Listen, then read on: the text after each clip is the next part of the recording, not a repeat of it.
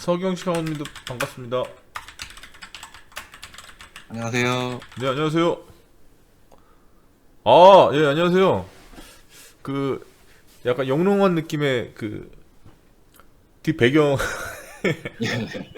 이게 저기 그 필터링인가 보죠? 이 줌이 가지고 예, 있는? 배경 흐리게 하는 게 있더라고요. 블러 처리가 딱 되게 되게 오묘하네요. 예, 좀 지저분해서 집이. 아, 아유. 그냥 이렇게 실루엣만 봐도 정리가 상당히 잘 돼 있는 것 같은데. 노트북으로 하시는 거예요, 지금? 네네. 아, 이게 화면을 조금만 이렇게 앞으로 당겨주시면 좋을 것 같은데 너무 목에 걸려 있으니까.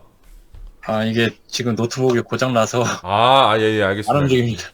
알겠습니다. 얼굴 뵙고 얘기하는 게 어딥니까? 예.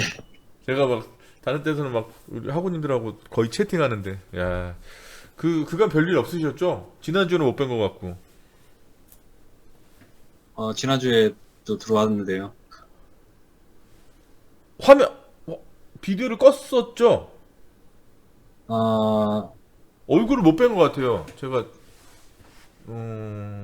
첫 번째 했을 땐 뵀던 것 같은데, 지난주는 못 뵀던 것 같아서, 저 다 참석합니다. 예. 예, 죄송합니다. 혹시 저기 학습 자료실에 올려놓은 거 혹시 자료 보셨나요? 어떤 자료 말씀하시는 거죠?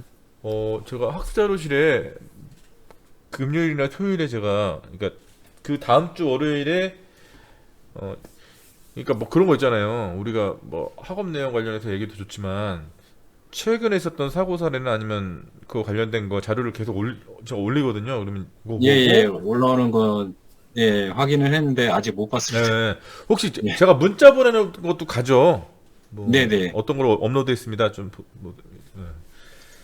그래서 제가 이 업로드할 때 원칙이 좀 있습니다. 아무리 자료의 퀄리티가 좋아도 5분 이상 넘기지 말자. 왜냐면 학우님도 바쁜데 이것도 막 1시간짜리 아무리 제가 봐서 이거 너무 좋아 이래도 이게 사실 마음과 다르게 이거 접근성이 너무 떨어진다 그러면 그래서 5분 정도 그래도 딱 보고 얘기할 수 있는 거. 제가 이렇게 딱 보다 보니까 요즘에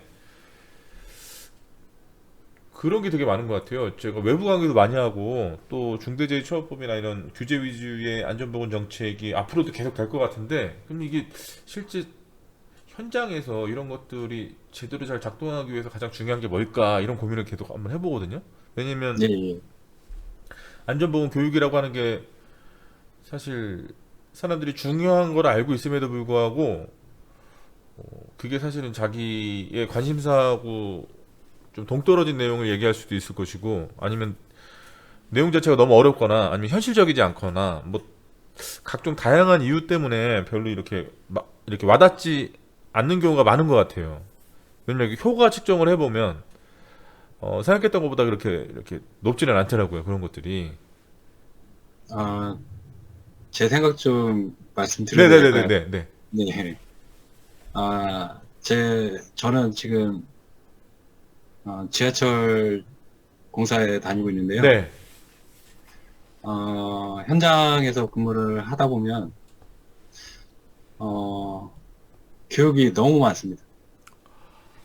안전교육이나, 뭐, 음, 직무교육이나 그런 교육들이 너무 많아서 음, 그 교육을 실질적으로 다 받게 되면 네. 실질적으로 일할 시간이 없습니다.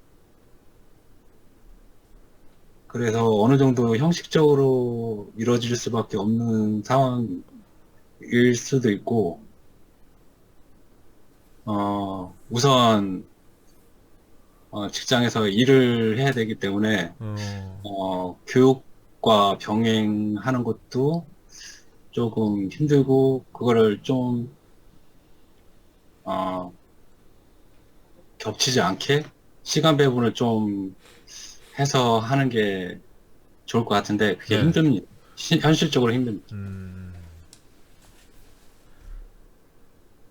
그러면은 그, 네, 우리 그 하구님 지금 일터에서 일하시는 네. 업무량 자체가 너무 많은 거 아닌가요? 업무량이 많다기보다는요, 네. 기본적으로 뭐 기술 파트 쪽에서는 정기 점검 기본적으로 해야 그렇죠, 되고, 그렇죠. 예. 예, 예. 뭐 특별 점검이 있고, 뭐 철도 안전 관련해서 뭐 점검 같은 게 또 추가적으로 있고요. 그래서 뭐 좀 업무가 좀 많아지는 추세죠, 요즘. 야, 그러면 이게 참 교육의 목적하고 현실하고 좀 다르네요. 약간 괴리가 약간 있는 것 같습니다. 그러네요. 그러니까 예, 예. 이런 거랑 똑같은 것 같아요. 이제 현장에 뭐 특정 사업장이라고 말하기는 좀 그런데 예를 들어서 어떤 사업장에서 안전관리자의 역할이라고 하는 거는 해당 사업장 내에 안전보건에 관해서 지도 조언하고 뭐 이런 역할을 해야 되는데 페이퍼웍이 너무 많아서 그런 저희 네, 안전 관련 부서가 있긴 합니다. 있긴 네, 한데, 네. 그쪽 부서에서도 나름대로 열심히 하고, 어, 뭐 지도 점검 같은 것도 많이 하고 있는데, 교육이 너무 많으니까 그런 것들을 그러니까 이게 그런 거랑 똑같은 거 아닐까요? 그러니까 실제로 안전관리자가 현장에서 현장 여러 가지 여건들을 보면서 지도전이라든가 뭐 어쨌든 서포트할 부분도 해야 되는데 페이퍼웍을 하느라 시간이 없어가지고 현장에 나가지 못한다. 이거랑 좀 비슷한 것 같아요. 형이화된다. 예를 어, 들어 교육의 목적이 그런 게 아닌데 오히려 이제 그 법정 교육이나 이런 것들을 그대로 다 실행하면은 내 본연의 임무를 제대로 못하는 이게 굉장히 이상한 아이러니가 발생하는. 약간 뭐 그런데 모르겠어요. 뭐 직원들이 어, 실제적으로 이렇게 관심을 갖기도 조금 힘들고, 교육에 대해서요. 그렇죠. 안전 쪽에 대해서 이제 산업안전 보건 쪽에서 뭐 하는 교육들, 뭐 그런 것도 나름 교육 자료는 다 보긴 해요. 네, 하긴 하는데 네. 그렇게 막 심각하게 보지는 않는다는 거죠. 그러니까 원래 그 제도를 만들었을 때 목적이 있었을 건데 지금 현실하고 좀 안 맞는다는 말씀이시죠?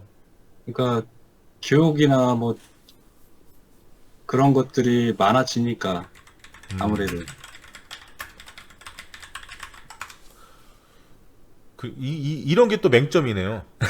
원래는 그런 것들을 통해서 낮아지는 위험 감수성을 높이고 안전 마인드를 더 제고시키기 위해서 그렇게 하는 건데 오히려 그렇게 함으로써 또 형용화되는. 네. 교육이 안전교육뿐만 아니라 뭐 직무교육도 있고 뭐 자기계발 교육도 있고 하니까 음, 그걸 회사에서는 직원 1인당 뭐 어느 정도 채워야 된다라고 하고 야, 그냥 하니까 교육의 목적이 아니라 어떤 채워야 된다. 아, 이거 좀 되게 무서운 말 같다, 진짜. 좀 그러네요. 주객이 약간 전도된 느낌이 주객이 전도됐다기보다는 뭔가 이게 현실에서 잘 작동을 못하는 것 같아요. 느낌에. 그래서 그 산업안전 쪽 관련해서 교육을 좀 받아보고 싶었어요. 네. 좀 예. 잠시만요. 소원하고님 안녕하세요. 아, 네, 안녕하세요. 이발하셨어요? 아니요, 아, 머리가 죄송합니다. 눌려가지고. 제 눈쓸 일이 별로 없어. 한 주일 동안 별일 없으셨나요, 현장에서는? 아직 개설 전이라서 크게 문제는 없었습니다. 네. 제가 방금 전에 우리 심우범하고님하고 무슨 얘기를 하고 있었냐면, 네, 제가 이제 혹시 학습 자료실에 올려놓은 자료는 좀 보셨어요?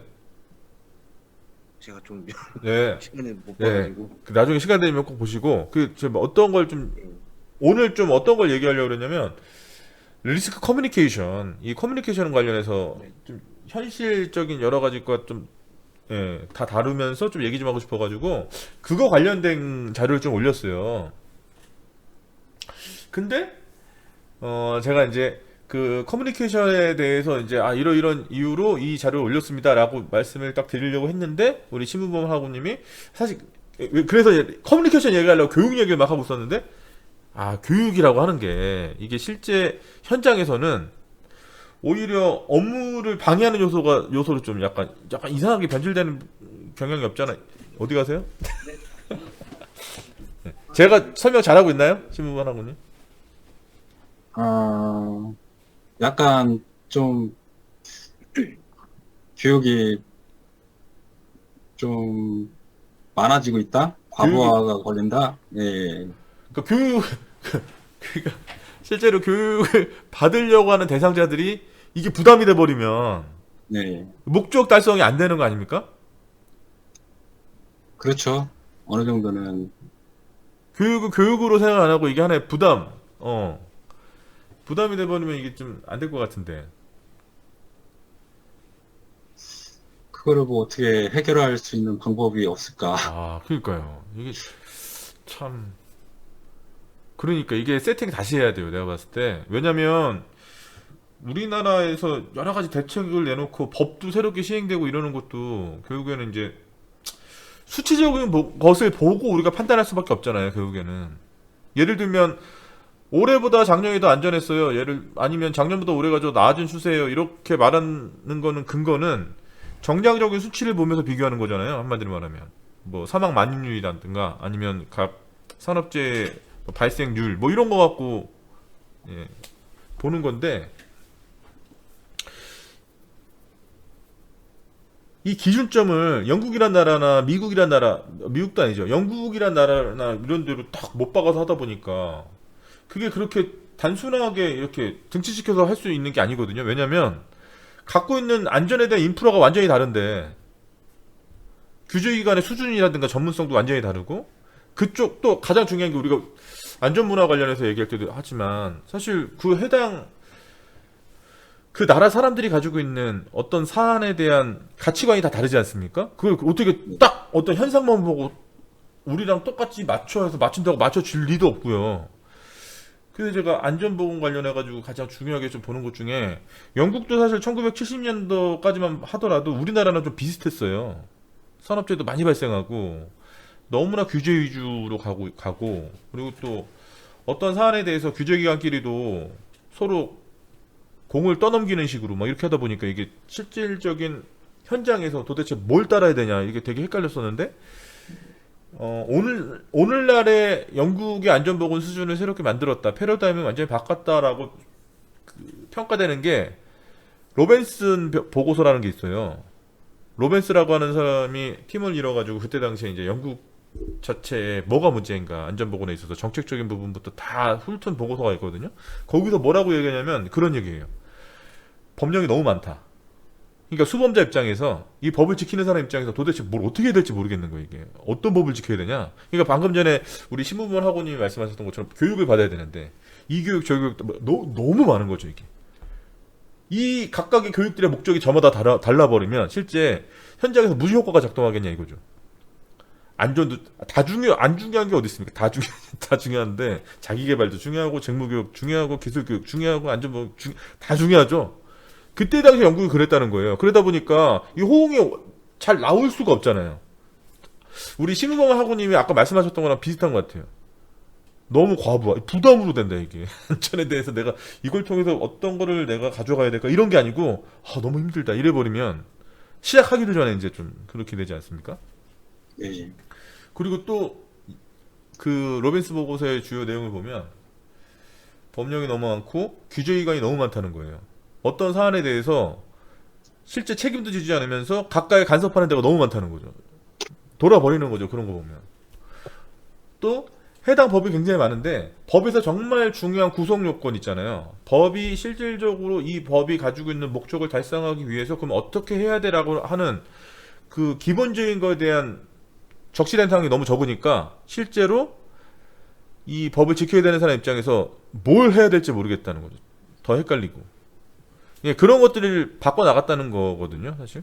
오늘날의 영국의 지금 이 기틀을 마련한 게 로벤스 보고서라고 하는 건데, 그러니까 지금 중대재해처벌법 만들 게 아니고, 영국의 법인과실치사법을 모티브로 해서 중대재해처벌법을 만들 게 아니라, 그 로벤스 보고서, 그 기본적인 틀을 가지고, 이제, 아까 신무번 학우님이 말씀하셨던 것처럼, 기본적인 안전보건 교육부터 시작해서 이 틀을 다시 세팅해야 되는데, 그걸 안 하는 이유가 뭘까 생각해보면, 사실 그렇잖아요. 우리가 어떤 원리를 이해하는 게 시간이 많이 걸리지 않습니까? 근데 성과 위주로 만약 측정한다면 뭔가를 했어요 라고 하면 이게 훨씬 쉬운 거죠. 어떻게 보면 내 성과를 내가 내는 데 있어서 우리가 이 법을 만들었어요. 이건 쉽지만 원리를 내가 이걸 분석하고 이해해가지고 전반적인 거를 다 한다는 거는 엄두를 못 내는 거 아닐까? 뭐 이런 생각도 들고.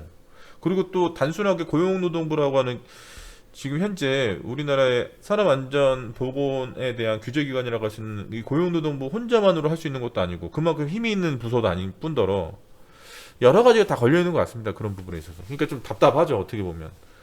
그러니까 교육적인 부분도 해결이 안 되냐 무슨 커뮤니케이션을 얘기할 수 있겠어요. 그걸 넘어서는 훨씬 상위 단계인데 이게 뭐 그런 그래도 그렇다고 얘기 안 할 수는 없죠.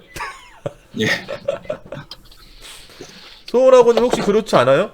아까 제가 그래서 예를 들었던 게 안전관리자 업무 같은 경우도 그런 얘기를 했었거든요. 제가 많은 분들 실제로 인터뷰도 해보고 해보면 그런 얘기 많이 하는 거예요. 아니 안전관리자의 업무를 직무 자체를 산업안전보건법에 뭐뭐뭐 해라 이렇게 얘기해놓고 지도조언 이렇게 하라고 했으면서 페이폭이 너무 많다는 거예요. 현장에 갈 시간이 없다는 거죠. 아니 가서 그들이 하는 걸 보고 뭔가를 지도조언을 해야 되는데 그거를 할 수 없을 정도의 굉장히 이런 거를 많이 시켜놓고 하라고 하면 어떻게 하겠냐 이거죠. 이게 실제 그 기능의 형해와 이런 것들이 조장되고 중대재해처벌법은 더 많죠. 산업안전보건법에 있는 거 그대로 다 해야 되고 중대재해처벌법에서 면책 규정이라고 할 수 있는 것들에 대한 증빙 서류를 또 만들어야 되니까 이거 굉장히 이상해지는 거죠. 그리고 양 법에서 규제하고 있는 게 서로 달라요.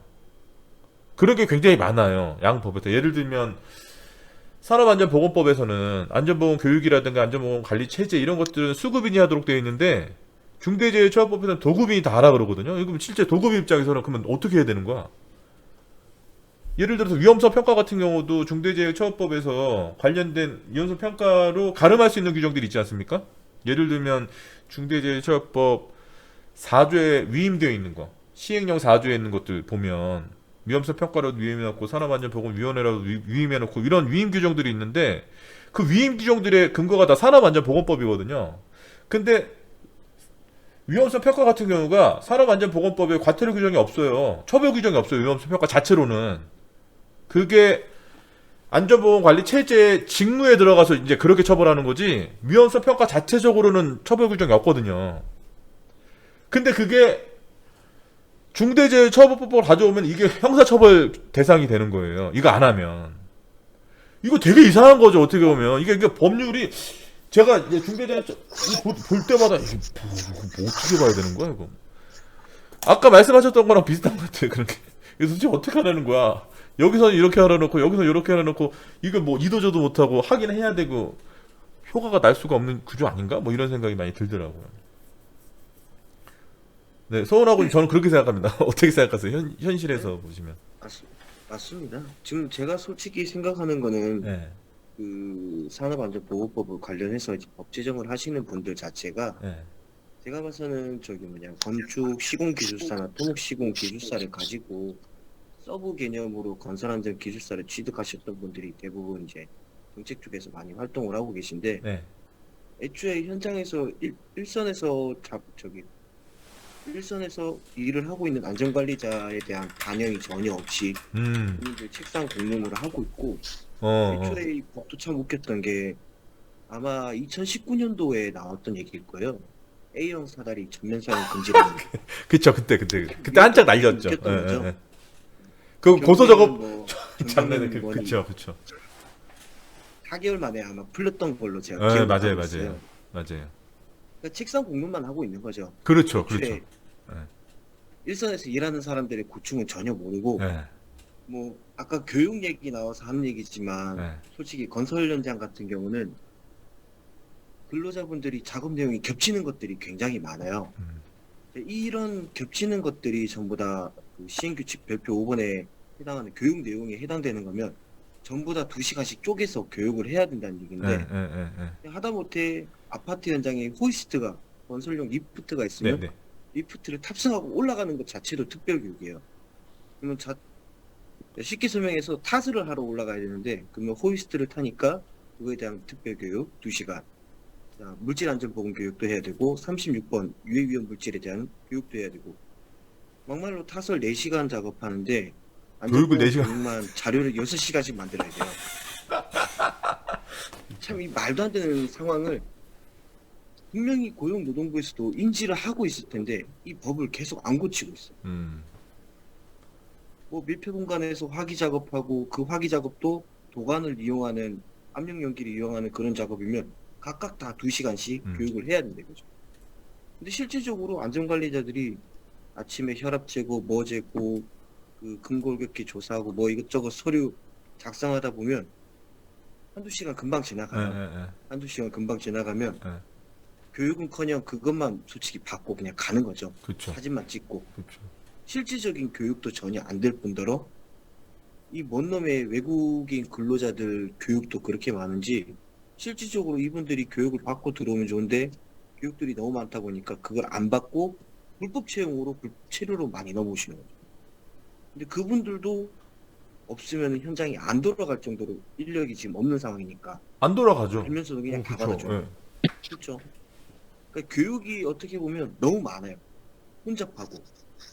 뭔가 우리나라 내국인들은 건설업 기초안전보건 교육 즉 4시간짜리면 평생 받아주면서 외국인은 왜 1년마다 8시간씩 교육을 받아야 되는지도 모르겠고 이런 것들 보면 법적인 제도가 많이 이상하고 그러다 보니까 안전관리자들이 할 일도 많아지고 통일성이 없으니까 계속 이런 악순환만 계속 반복이 되는 것 같습니다. 그러니까 그게 규제 위주의 정책이 그런 거라니까요. 그렇게 해놓고 그러니까 약간 이런 거랑 똑같은 것 같은데 원론적으로 보면 좋죠. 그렇게 하는 게 당연히. 왜냐면 외국인 근로자 같은 경우가 아무래도 그들에는 외국이고 여러 가지 안전 표지부터 시작해서 커뮤니케이션이 원활하지 않고 그러다 보니까 알아야 될 내용도 많고 좋아요. 다 좋은데 그게 현실적이어야지 이게 작동을 할 거 아닙니까 진짜?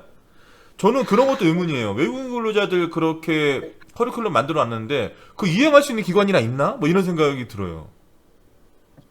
없다고 봅니다. 아니 없죠. 아니 대기업도 못 하는데 대기업에서도 돈 써서 직원 이것도 힘든데 일반 다른 안전보건 전문기관에서 그거 어떻게 하겠어요? 이런 게 조장되는 것 같은 저는 개인적으로 그런 좀 안타까움이 있어요. 이거 하라는 건 진짜 하라는 건가? 할 수 있다고 생각하는 건가? 아까 사다리 관련해서 이거 얘네 뭔 생각이지 이거 지금? 막 이런 생각.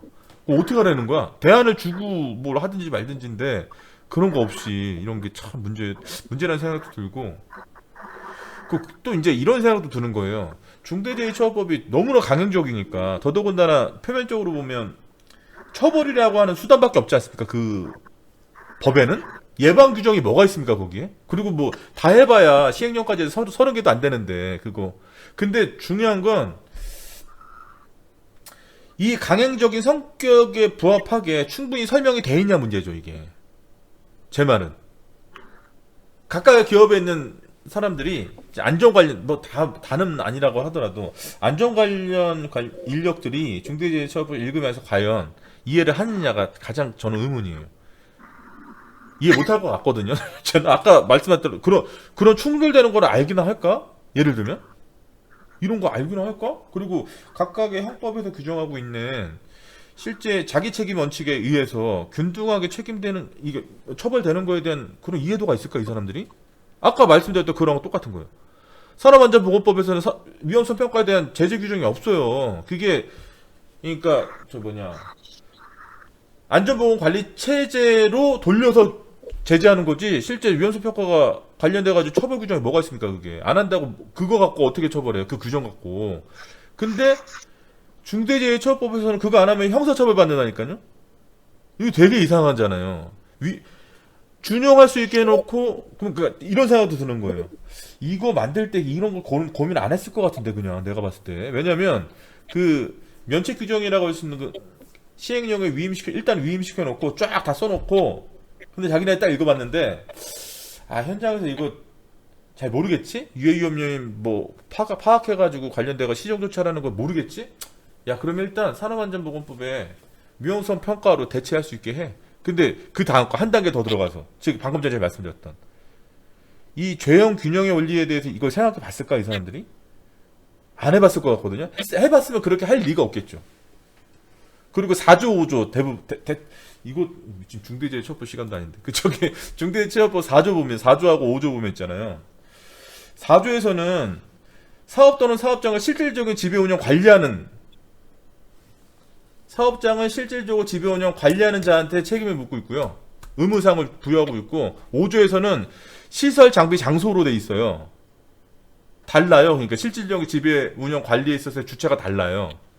그럼 예를 들어서 수급인이 어떤 장비를 내가 소유해서 쓴단 말이에요. 해당 사업장에서 도급인 사업장에서. 그러면 4조로 따지면 그 장비에 대한 관리 감독 의무는 누구한테 있는 거예요? 도급인한테 있는 거고요. 5조로 따지면요 수급인한테 있는 거예요. 이 달라요 또 이렇게.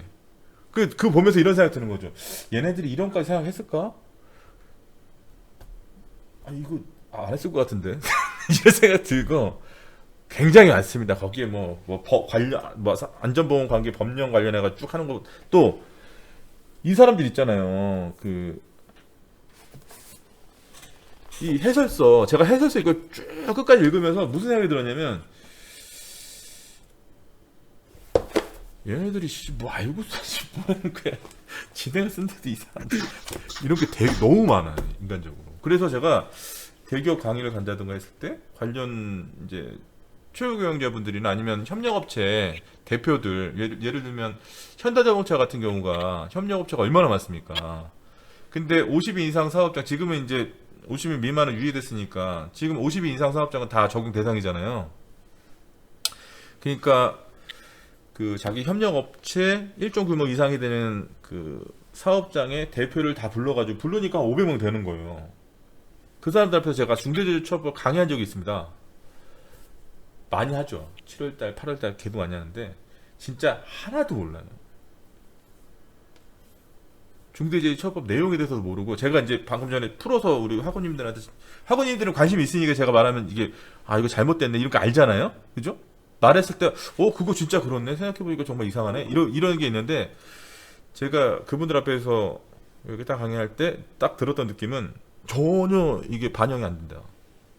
이분들 이게 뭐가 잘못됐는지 공감을 못하니까. 이게 바로 아까 우리 소원 학우님도 그렇고 심우범 학우님도 말씀하셨던 이게 진짜 말 그대로의 형해화 아닌가? 법을 만들었는데 실무에서 이게 작동을 할 수 없도록 만든 법 이런 게 아닌가? 근데 한번 걸리면 아주 그냥 안 걸리면 그렇잖아요. 그래서 사실 내년에 산업안전보건법 그 강의를 좀 어떻게 할지 모르겠어요. 중대재해처벌법 과목 하나를 만들어야 될지 아니면 산업안전보건법 강의를 좀 리뉴얼하면서 중대재해처벌법 관련해가지고 좀 내용을 넣어야 될지 잘 모르겠는데 좀 해야 될 것 같아요. 왜냐면 최소한 우리 학우님도 좀 알아야 될 것 같아요. 이게 이 법이 이렇게 됐다는 거를 원리적으로 좀 이해를 하고 그래야 좀 조금 나아지지 않겠습니까? 관리감독 나왔을 때 고용노동부나 이런 사람들하고 대응할 때도 그런 맹점에 대해서 얘기하면서 좀 대응도 하고 좀 이래야지 좀 되는 것 같습니다. 제가 봤을 때. 네. 진영균 학우님 안녕하세요. 예, 안녕하십니까. 위험성 평가 네. 교육 잘 들으셨어요? 예, 잘 듣고 왔습니다. 네.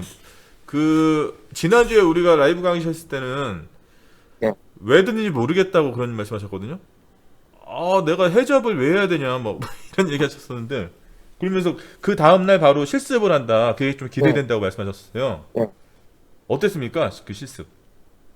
실습도 어차피 클래스에서 예전에 다 클래스? 해본 거라서, 예. 그게 좀 이상하다. 그 위험성 평가 교육. 이게 클래스에서 다 해본 거라 가지고, 차라리 제일 마지막 시간에 그 국내재해처벌법에 대해서 2시간 정도 그 강의를 했었는데요. 네. 그 강의가 오히려 제일 괜찮았던 것 같습니다. 중대재해처벌법 어떤 부분에서요? 좀 그걸 법리적인 저- 관점에서 얘기하는 건가요?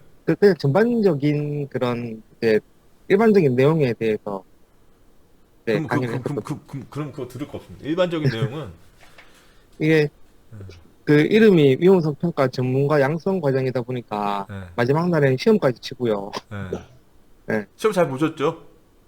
예, 취직점이 넘어야지 수료증이 준다 그래서 수료증은 받아왔습니다. 네. 절박해야 됩니다. 그래야 점수가 나오죠. 이게 위험성 평가 교육을 제가 그 보건협회 거도 들어보고 네. 대학 그 산업보건협회 거도 들어보고 하루짜리 걸 들어보고 그 안전보건공단 거도 들어봤는데 이게 위험성 평가가 그 실제 그 안전관리자나 보건관리자가 위험성 평가할 때 실제 사용할 수 있는 그런 위험성 평가 교육이 아니고 너무 그냥 겉에 것만 이제 알려주는 게 실제로 작업장에서 어떻게 위험성 평가를 해야 되는지 물론 그렇게 따지면 너무 다양한 공정이나 이런 게 있기 때문에 딱 구체적으로 이렇게 공정을 잡아서 하긴 힘들겠지만 그렇게 따지면 오히려 차라리 뭐 제조나 건설 기타 이렇게 할 게 아니고 오히려 더 세분화해가지고 그 공정에 맞는 위험성 평가를 했으면 이게 사실 저희는 저희 지자체에서는 제가 위험성 평가를 다 하거든요. 이게 보통 이제 뭐 맡기고 뭐 이런 게 아니고 일일이 하나하나 다 그 공정에 대한 평가 항목을 체크리스트를 제가 만들어서 왜냐면 공무원들은 하라고 안 하거든요. 실제 그 자기들이 찾아가지고 그 위험성이 어떻게 왜 위험하고 그 위험을 없애기 위해서 어떤 노력을 한다는 걸 하는 것 자체가 위험 평가인데 이렇게 하라고 교육을 하는데도 실제 안 할 걸 알기 때문에 차라리 최소한 제가 그 뭐 예를 들면 뭐 미화에 대한 공정이다 그러면 그거에 대한 뭐 한 10개에서 뭐 많으면 20가지 정도의 체크할 사항들을 리스트를 만들어 놓고 그거를 주고 난 다음에 그거에 대한 걸 이제 이제 담당 주무관들이 이제 평가 내용을 보고 뭐 점수를 매겨가지고 위험성 결정을 하는 그런 작업은 이제 부당 주무관들이 하게끔 그리고 우리 다행이네. 위험성 결정을 해줘가지고 다행이네. 예 점수 매기는 거는 근데 보면은 뭐 특히 사무직 위험성 평가 같은 경우는 뭐 거의 다 1점입니다. 다 1점. 제가 그렇게 하지 말라 그랬는데도 분명히 1점이 안 나오는 것도 분명히 있다 찾아보면 근데도 결과지 받아보면은 이제 대부분이 다 1점으로 해가지고 이제 1점으로 하면은 이제 뭐 개선 대책을 할 필요가 안 해도 되니까 너무나 안전한 사업장에서 일하시나 보죠, 다. 너무나. 네, 뭐 내년에는 저감 대책 할 것도 없고 그냥. 예. 내년에는 좀 점수를 3 곱하기 3이 아니고 5 곱하기 4로 해가지고 좀 세분화해서 좀 그렇게 해야지 전년도 하고 다르게 해야지 서부터 붙여넣기도 안 할 거고요. 좀 다양한 다른 형태의 또 위험성 평가를 또 지금 계획을 하고 있습니다.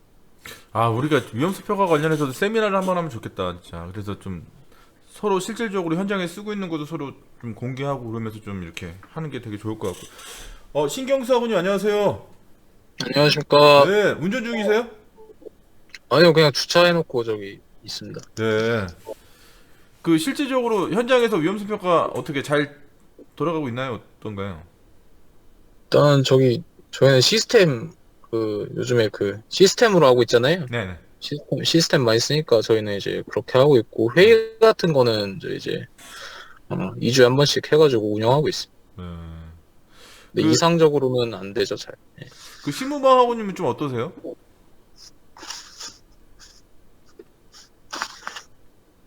네. 위험성 평가요. 어떻게? 뭐 어떤 걸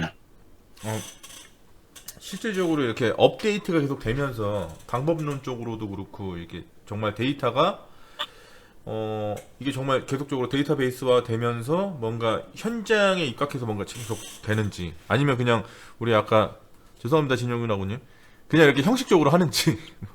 네.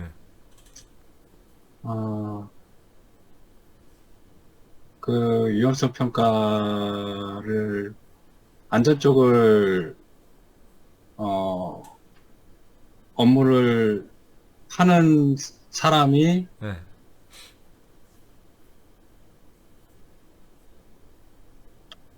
그 사람이 주관해서 어느 정도는 하고 있는 것 같습니다. 위험성 평가가 근로자 전원 다 참여해야 되지 않나요? 법 바뀌면서? 참여를 하는데 네. 그러니까 이게 다 형해가 된 이게 참 문제인 것 같습니다. 교육도 그렇고 참 그러니까 우리가 서로 이제 오늘부터 외부 마스크 전면 프리잖아요. 하긴 근데 저 포함해서 벗는 사람은 아무도 없는데 뭐 어쨌든 조만간 이제 좀 정말 괜찮아지면은 우리 좀 오프라인에서 만나가지고 좀 세미나도 좀 하고 그래야 될 것 같아요. 그래서 서로 실질적으로 하는 걸 좀 얘기해야지. 정말 너무 그런 거 좀 문제가 있는 것 같고. 진영균하고님은 좀 시간 되시면은 해외 교육 좀 가보세요. 예? 해외 교육. 위험선폐와 리스크 어세스먼트가 관련해서 뭐 미국의 산업안전보건청 교육 이런 거 정말 좋거든요. 영어가 중요하지 않아요. 가서 실질적으로 가가지고 보통 오샤 교육이 한 4박 5일 교육해요. 종일 교육으로 4박 5일 교육하는데 제가 오샤 교육 이렇게 들으면서 정말 인상적이었던 부분은 뭐가 있었냐면 오샤 규정 내에서도 각각의 기술적인 부분이나 이런 게 업데이트가 계속 될 거 아닙니까?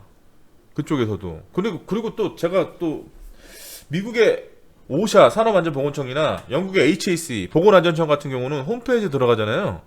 그럼 관련된 자료가 진짜 끝내주는 것들이 엄청나게 많아요.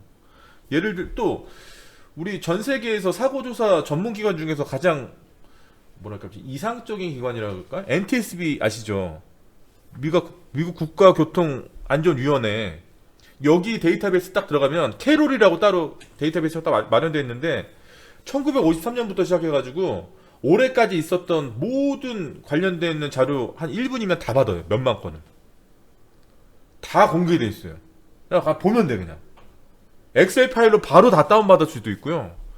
진짜 그런 것처럼 미국의 오샤나 이런 데 데이터베이스가 너무 정리가 잘 되어 있고, 그러니까 실제 교육을 받으러 가면 예를 들어서 기술적인 부분에서 좀 업데이트 되거나 이런 것들은 뭐 첫날 이렇게 얘기를, 그러니까 인스트럭터가 설명을 해주죠. 나머지는 다 디스커션 하는 거예요. 그러니까 가서 그들이 하는 것들 옆에서 보면서 얼마나 공부되는데요.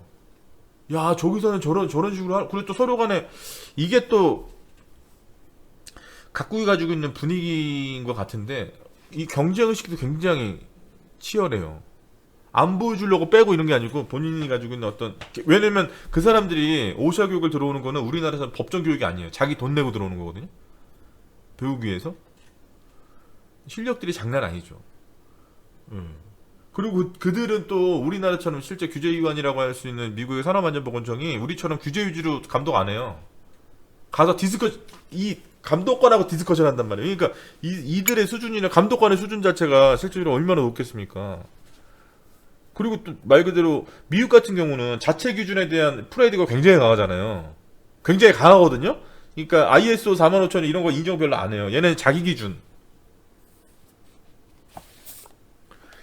안전보험 경영 시스템 이것도 자기 기준, 안시 기준 이걸 더 높게 치지 뭐 ISO 기준 네. 그러니까 한번 시간 한 2주 정도 휴가 내고 가면 좋죠. 일주일 교육 딱 듣고 나머지 일주일은 예. 한번 저는 그게 굉장히 좋은 것 같은 게, 왜냐면 제가 뭐 공단 교육이나 요번에 제가 대한산업안전협회 한 8과목 정도 되는 거 지금 제가 업데이트 해주고 있거든요. 관련된 교재나 교환이나 이런 거. 근데 기존에 있는 거 플러스해서 어떤 거 보겠습니까 제가? 국내에 있는 자료 보면서 업데이트 하지 않을 거 아니에요. 해외 자료 다. 예. 국제 표준이나 이런 거. 리스크 어세스먼트 같은 경우도 지금 얼마 전에 제가 ISO 규정 2019년 아무튼 리스크 매니지먼트 관련해 가지고 ISO 규정도 새로 샀거든요. 한 50 몇만 원 주고. 그러니까 그런 거 봐야지. 그런 거. 전 세계적인 흐름. 어떤 게 바뀌었고 어떻게 하고 이런 게 되게 중요한 거지. 그냥 기존에 있던 거 답습해 가지고 뭐 이렇게 하는 거는. 예. 그래서 한번 가 보시면, 그리고 또 이제 그 순수하게 어떤 내가 하고자 하는 어떤 기술적인 부분에 있어서의 굉장히 좀 뭐랄까 영감은 많이 얻죠. 자극도 엄청 돼요. 그런 거 보면 사실 학습하는데 그런 거 뭐 그거보다 더 좋은 게 뭐가 있습니까? 내가 내 자신에 대한 부족함을 열실하게 느끼고 동급이고 빡 받고 영감 받고 이러면 그때부터는 자기가 찾아서 하는 거거든요. 이게. 예, 그게 되게 중요한 것 같고, 예, 그러니까 지금 제가 우리 그 강의하거나 이럴 때도 다 원서 봐요. 원서 보면서 다 하는 거지. 예. 그리고 중요한 것 같아요. 한번 가보시면 처음에 갈 때가 좀 겁나고 그렇지. 뭐 한 번 두 번 가면 그 다음부터는 뭐 예. 그리고 정말 정말 제가 인상적이었던 건 뭐냐면요. 우리 학우님들이 가도 마찬가지고 저도 외국인 아닙니까? 거기 가면 영어를 그들이 훨씬 잘하잖아요. 그들은 자기 문화권에 살던 사람들이니까. 근데 제가 제 발표할 때 질문할 때 질문을 못 알아들어서 재차 질문하거나 이럴 때 어느 누구 하나 비웃거나 하는 사람 한 사람도 없어요. 다 옆에서 가르쳐주고 그러면서 더 친해지고 그러면서 서로 이제 그 통성명에서 이메일 받고 다 하잖아요. 그럼 한국에 와서도 이제 연락해서 이런 자료 이런 게 좀 막히는데 다 보내주고 그런 게 참 좋은 것 같아요. 그렇게 네트워크를 이렇게 형성하는 것도 결국 그런 게 자기 경쟁력인 것 같아요. 한번 갔다 오시면 처음 가는 게 어렵고 이 영어에 대한 좀 불안함이 좀 있기 때문에 그렇지 뭐 한 번만 갔다 오면 그 다음부터는 뭐 아무것도 아닙니다. 오히려 날라다니죠. 그래서 재밌게. 왜냐면 어떻게 보면 영어를 말해야 된다는 거에 대한 공포심은 우리나라밖에 없는 것 같은 게 가면 다 알아듣고요. 반대로 생각해도 그런 것 같아요. 우리나라에 외국인이 왔을 때 예를 들어서 우리 학우님들 같은 경우가 누가 정말 너무나 어설픈 한국어로 말한다고 우리가 못 알아듣습니까? 외국에는 조사라는 게 없으니까 사실 우리나라만은 조사가 발달했잖아요. 활용하는 게 발달했지 않습니까? 우리나라 동사, 형용사 이런 거. 근데 걔네들이 그런 거 잘못 쓴다고 우리가 못 알아듣냐고. 알아듣잖아요, 다. 상황을 보고 얘가 말하는 거 하고 다 알아듣지 않습니까? 외국 애들도 마찬가지예요. 우리가 이게 좀 못해도 어떤 의미로 얘기하려는지 다 찰떡같이 알아들어서 다 얘기해 주니까 그렇게 한번 국내 교육에서 만족을 못 하시고 또 이제 한번 그렇게 해보시면 제일 좋을 것 같습니다. 그 이전에 학교에서 세미나 좀 해야 되겠죠? 좀 해서 좀 만나서 좀 이렇게 얘기도 좀 많이 하고 뭐 그러면서 좀 그런 게 참 좋은 것 같아요. 아무튼 요새 들어서 참 그런 괴리감이랄까? 오늘도 제가 어디 업체 가서 중대재해처벌법 온라인 강의를 찍고 왔어요. 그러니까 사람들이 그 업체에서 오늘 찍은 그거를 이제 여러 기업들 사람들 대상으로 이제 온라인으로 교육할 수 있게 스트리밍 하는 건데 그런 생각을 많이 하게 되는 것 같아요. 이 법에 대해서는 아무래도 오늘 강의하러 가야 되니까 주말 내내 또 다시 중대재해처벌법 관련해서 새롭게 바뀐 것도 없고 어쨌든 기존에 있던 것도 또 막 이렇게 보면서 연구하면서 또 느낀 것도 참 굉장히 이상한 법이다 이거. 이거 뭐 어디서부터 이걸 뭐 어떻게 설명해야 될지 모르겠다. 뭐 이런 생각을 자꾸 하면서 어쨌든 했는데 결국 이 안전 관련해서 안전관리학도 그렇고 안전공학도 그렇고 우리나라에서 먼저 딱 만들어져 가지고 뭔가 제정이 돼 가지고 세계로 퍼진 게 아니라 이들로부터 우리한테 오는 거 아니겠습니까? 그러니까 아까 제가 로벤스 보고서에 말씀드렸던 것처럼 그런 걸 먼저 봐야 되겠죠. 봐야지 이제 이게 왜 생겼고 지금 어떤 방향성으로 간다는 것까지만 알아도 이제 뭔가 이렇게 해야 되는데 지금 그런 게 전혀 없으면은 이게 좀 힘들어지는 거니까. 그래서 진영근 학우님이 그래도 좀 힘든 거 아니에요? 예상했던 거, 기대했던 거 가서 받았을 때하고 너무 괴리가 크니까 이거. 이거 뭐야? 뭐 이런 거.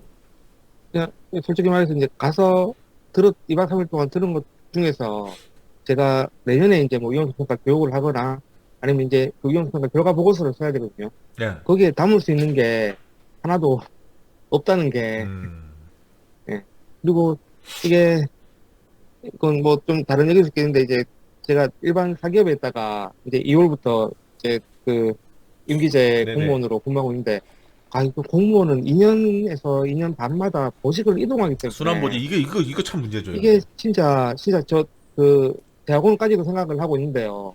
가면은 진짜 이 지방자치단체의 이 산업안전보건에 관한 뭐 이런 너무 이게 2년마다 바뀌는 게 산업안전보건에서는 정말 쥐약 같은 그거더라고요. 그렇죠. 이제 실컷 2년 동안 담당자를 교육을 시켜놓고 뭐 안전보건 교육을 뭐 이제 그 교육도 하고 뭐 서류도 받고 이렇게 실컷 했는데 또 2년 지나서 보직 이동돼가지고 다른 사람이 또 그 자리에 앉아버리면 또 새로 또 물론 이제 그 새로운 사람이 그 전 부서에서 같은 이제 안전보건 교육을 받은 사람이면 다행인데 그게 아니고 뭐 신규 직원도 들어오고 이제 이동이 많다 보니까 이게 너무 이제 지금 불과 지금 들어온 지 7개월밖에 안 됐는데도 관리 감독자가 지금 한 20명 넘게 바뀌고 올 초에 지정된 인원에서 그러다 보면 그 인원들 또 다시 또 교육을 해야 되고 이제 담당 주무관들도 이제 2년에서 2년 반마다 바뀌니까 심지어는 6개월마다 또 바뀌거든요.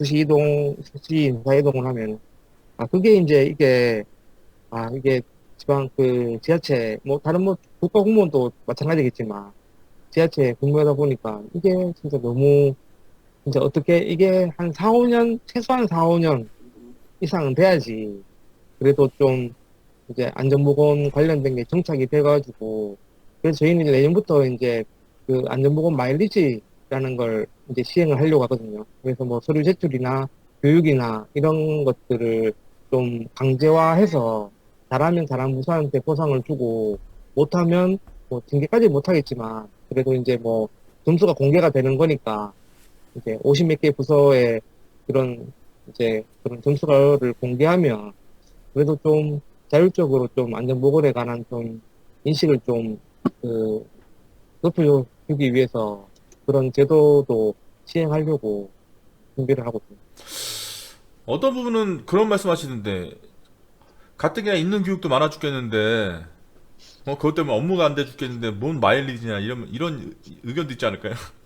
근데 뭐 어차피 지금 하고 있는 거에 대한 점수를 부여를 하고 뭐 감점을 하고 하는 거라서 그리고 뭐 아차 사고 관련해가지고 뭐 신고 뭐 이런 최소한 지금 하고 있는 거에서 근데 어차피 지금 하고 있는 것도 그 담당 교사 주무관님들은 업무 외의 거라고 생각하는 분들도 많으시거든요.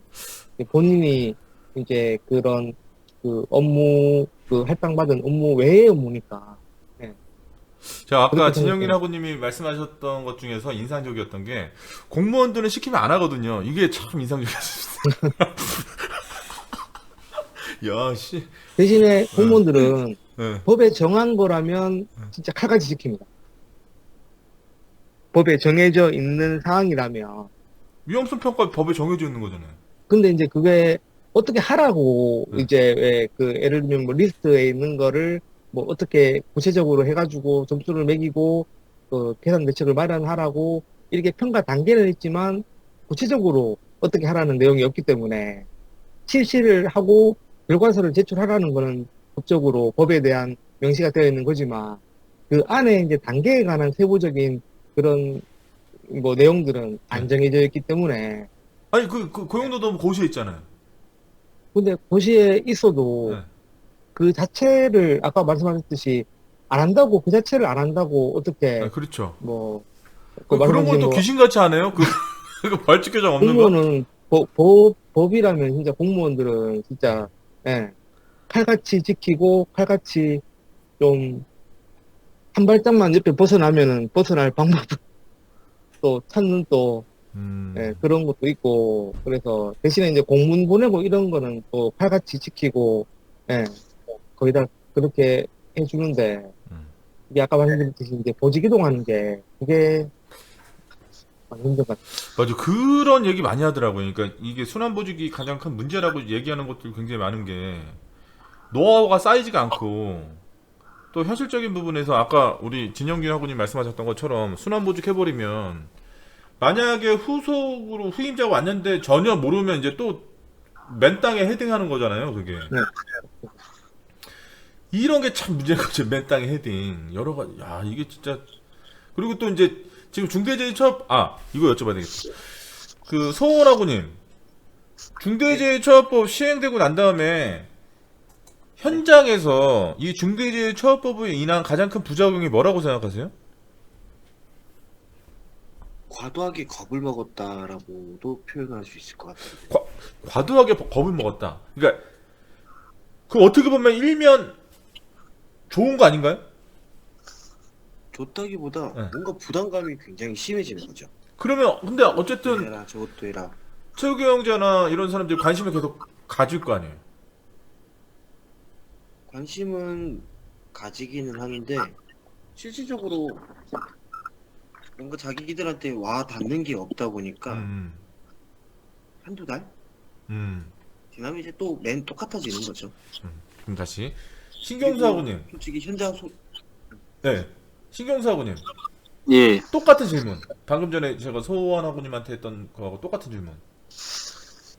실제 현장의 중대재해 부작용이? 처벌법이 시행되고 나서 부작용 현장에서의. 현장에서 필요 없는 액션이나 서류 같은 게 너무 많아졌던 그렇죠. 것 같아요, 저는. 그렇죠. 그렇죠. 우리 저기 신무만 하고님은 좀 어떠세요? 중대재해처벌법이 시행된 이후에 현장에서의 부작용.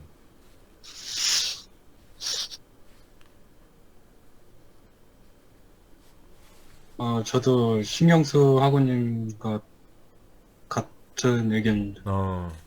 저는 약간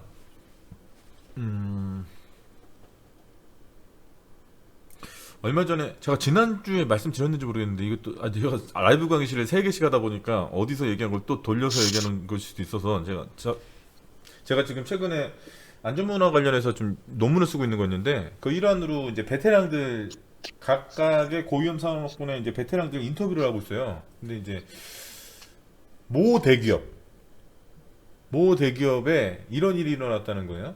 CSO가 새로 선임하지 않습니까? 기업에서. 그러니까 거기서 경영 책임자 등이 두 가지 존재로 돼 있다 보니까 그러니까 법리적 관점을 해석하게 되면 이 후자한테 위임할 수 있게 돼 있으니까 CSO를 다 선임한단 말이에요. 근데 CSO가 새로 왔대요.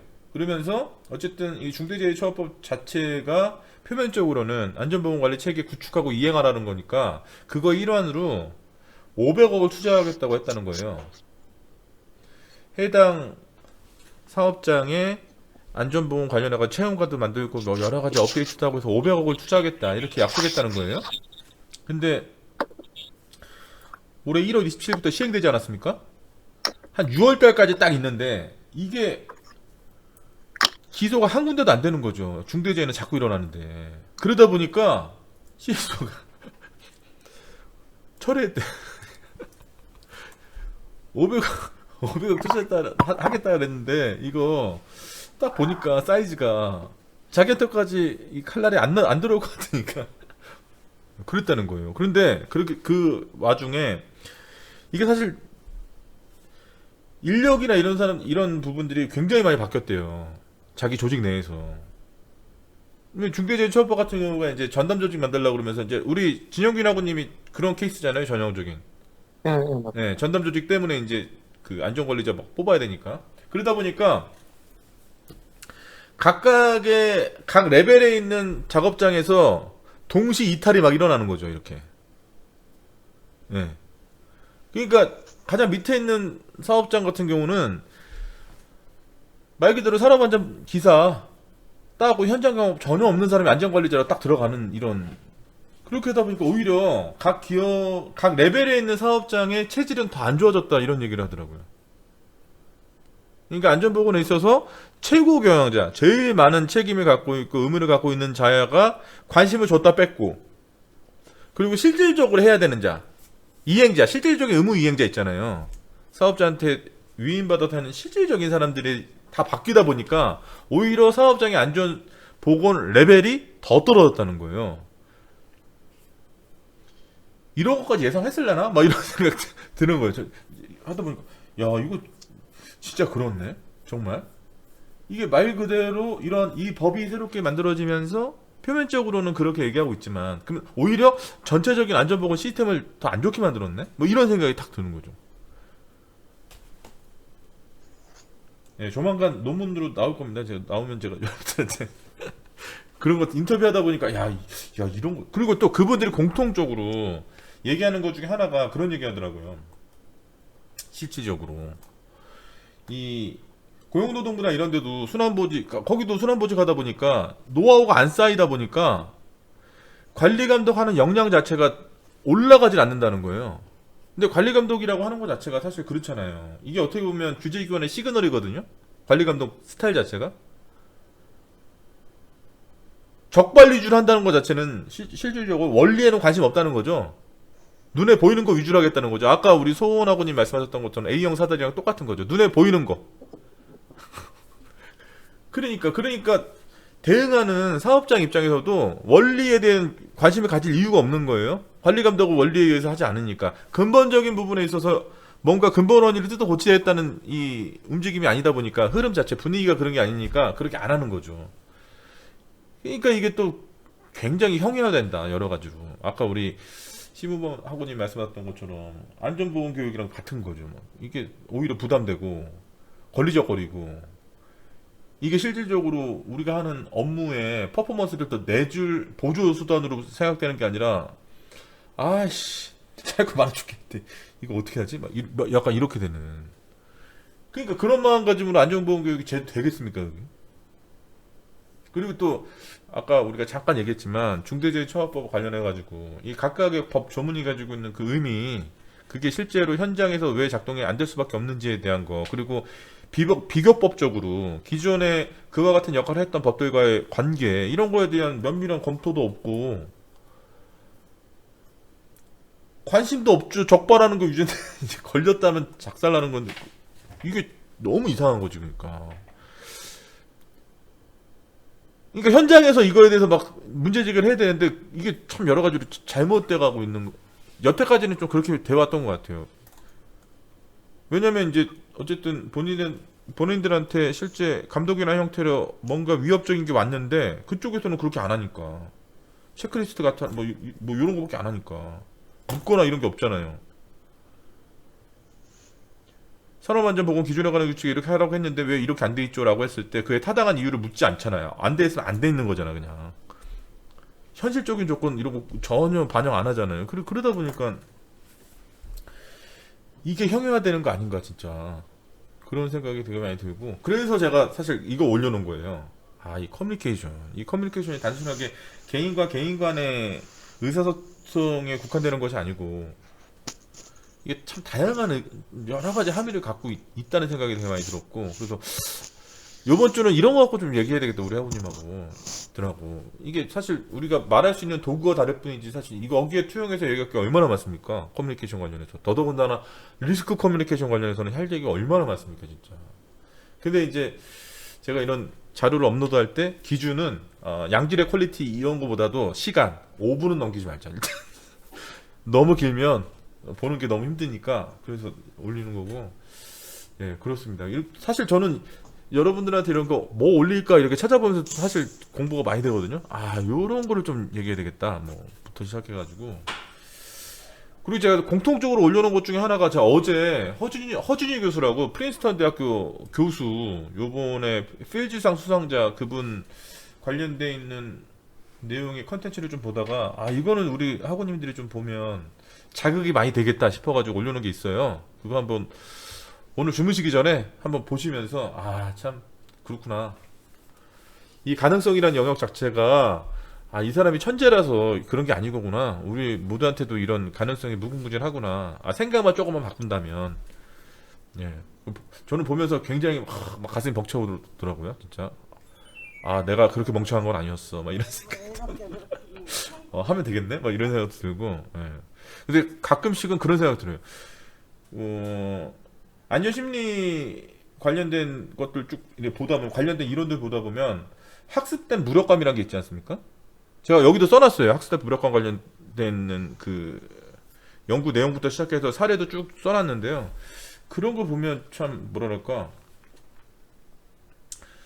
우리가 가지고 있는 가능성은 굉장히 높은데 그게 현실에서 어쨌든 운이 좋든 나쁘든 어떤 우리가 경험했던 것들에 의해서 자꾸 나 자신이 그걸 자꾸 이렇게 누르는 것 같아요. 가능성이 굉장히 높았는데 이거를 여러 가지로 나이 때문에 안 돼, 내가 전공을 그거 안 했으니까 안 돼, 이런 거 있잖아요. 예를 들어서 아까 오샤 교육 같은 거, 나 영어가 안 되는데 내가 어떻게 2주간 휴가를 어떻게 내, 미국으로 어떻게, 이런 것들이 자꾸 내가 할 수 있는 현실에 여러 가지 답안지들 이런 것들을 자꾸 빼는 것 같아요. 그러면 안 되겠다는 생각이 되게 많이 들고. 이 허준이 교수 같은 사람, 이런 사람 굉장히 전 되게 멋있더라고요. 저런 분들의 저런 뭔가를. 전 처음에 허준이 교수가 필즈상 수상했다 그래서 아니야, 필즈상 수상자가 우리나라에서 나온다고? 그 말이 돼? 진짜 그런가? 근데 실제 그런 일이 벌어졌고, 그래서 이분이 그런 얘기 하더라고요. 어떤 인터뷰에서 어떻게 수학을 그렇게 열심히 하게 됐냐 이렇게 물었더니 이 사람이 하는 얘기가 자기는 사실은 수학적인 재능이나 영감은 없었고 자기는 글 쓰는 게 좋았고 과학 관련된 글을 쓰고 싶었다. 기자가 되고 싶었다 그러더라고요. 근데 어느 순간에 그러면 수학에 자기의 재능을 보게 됐냐고 그랬더니 그 당시에 이분이 검정고시로 서울대 갔거든요.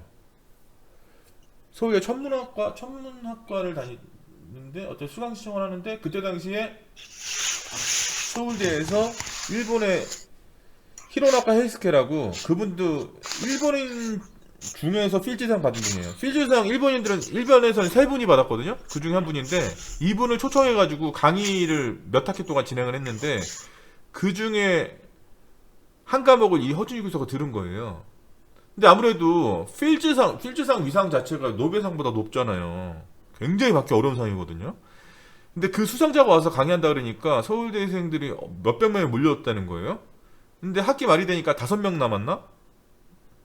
그 중에 한 명이 허준희 교수인 거죠. 근데 이게 히라나카 교수한테 서울대 교수가 물어봤다는 거예요.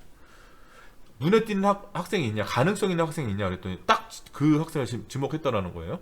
근데 허준희 교수가 딱 어떤 인터뷰에서 이런 얘기했어요. 히라나카 교수의 수업을 듣고 정신이 번쩍 들면서 황홀경에 빠졌다. 그 기분으로 지금껏 살고 있다. 이런 얘기를 한다는 거예요. 너무나 황홀해서 자기는 단순하게 글 쓰는 게 좋고 그래서 시를 쓰고 싶었고 과학 기자가 된다는 막연한 꿈만 갖고 여태까지 살아왔는데 아 내가 정말 좋아하는 게 뭔가라는 걸 그 수업을 통해서 딱 내 평생을 바쳐서 내가 해야 될 걸 찾은 느낌을 딱 받았다는 거예요. 그러니까 지금 수상한 지금까지 그 기분으로 계속 살고 있다는 거예요. 그래서 제가 요거 한번 읽어보세요. 이게 히라나카 교수가 쓴 책이에요. 학문의 즐거움이라고.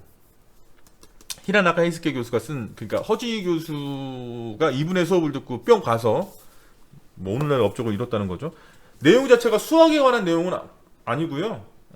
이 히라나카 교수가 살면서 자기 어린 시절부터 학문을 대하는 그 자세 이런 거에 대해서 쓴 건데 마음 먹고 읽으면 한 2시간 다 읽어. 2시간도 안 걸리죠. 금방 읽어요. 근데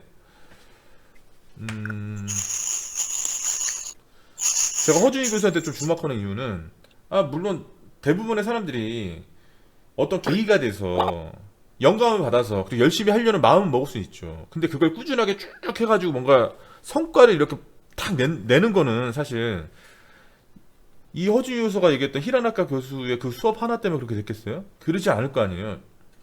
그래서 참 궁금한 거예요, 이 사람이. 이 사람은 어떤 동력이 있을까? 뭐 때문에, 그리고 아이비리그, 이 사람의 이 사람의 성과를 보면 박사 과정일 때 거의 난제 10몇 개를 풀었거든요? 보통 수학자가 평생 살면서 난제 하나 해결하기도 증명하는 것도 굉장히 어려운데, 이 사람은 대학원 시절에 그걸 했다는 거예요. 이 사람이 교수가 임명될 시기가 됐을 때 하버드부터 시작해서 스탠퍼드, 프린스턴 지금 어쨌든 이런 유수의 아이비 리그에서 다 이렇게 프로포즈를 했다는 거예요, 이 사람한테. 저는 그게 되게 궁금했어요. 그 힘이 뭘까? 이 사람이 그렇게 될 수밖에 없었던 천재들이 몰려 있었다는 그 아이비 리그에서 이 사람한테 그렇게 주목한 이유가 뭘까? 그게 되게 궁금하더라고요. 그래서 제가 올려놓은 거예요. 그 인터뷰 영상 보면서 거기에 제가 좀 써놨습니다. 거기서도 허준희 교수가 말했던 내용도 좀 써놓고 했는데 여러분 오늘 주무시기 전에 좀 한번 보시고 이 황홀곰에 좀 빠져보시기를 예. 우리에게 무한한 가능성이 있다. 학습된 무력감에 빠져서 우리가 지금 계속 우리의 가치를 자꾸 나 자신이 자꾸 이렇게 좀 그러는 것 같은데 그러지 않다. 굉장히 많다. 계기가 필요할 뿐이다. 그 계기를 이런 것들을 좀 보시고 그 학문의 즐거움도 한번 읽어보시면 도움이 좀 많이 될 것 같습니다. 그래서 제가 지속적으로 학습 자료실 올려놓을 테니까요. 좀 읽어보시고 현실에서는 쓸데없는 교육 너무 많이 해서 너무 힘들지만 그렇다고 뭐 포기할 수 없지 않습니까? 어떻게 여기까지 왔는데 네 아무튼 시간이 저 다음 또 라이브 강의가 있어가지고 오늘 여기까지 하겠습니다. 고생 많으셨고요. 다음 주에 또 뵐게요. 안녕히 계세요. 감사합니다. 고맙습니다.